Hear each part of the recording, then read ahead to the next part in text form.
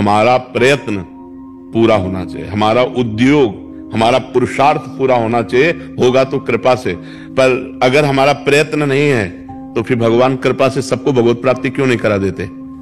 सम्मम प्रिय सम्मम उपजाए, भगवान के सब प्यारे हैं, लेकिन भगवत प्राप्ति उसी को होती है जो प्रयत्नशील होकर साधन पक्ष को पुष्ट करता हुआ भजन करता है और आश्रय रखता है कृपा का, उसको भगवत प्राप्ति हो जाती है। जो साधन में बेईमानी करे, साधन न करे, कायरता से वैसे जीवन प्रवाह और कृपा से हो जाए, कभी नहीं होगा, क्योंकि सब जन तो भगवान के ही है ना।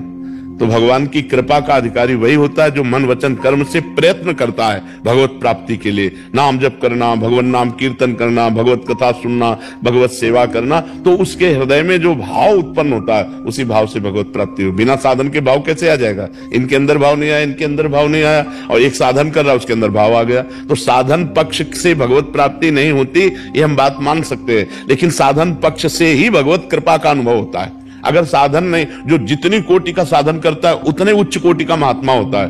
आप विचार करके देखना। पर अभिमान रहित होने के लिए हम कृपा का आश्रय लेते हैं कि कहीं हमें साधना का अभिमान ना हो जाए। तो यह कि भगवत प्राप्ति कृपा से होती है, ये साधन उस कृपा तक पहुंचने के लिए है।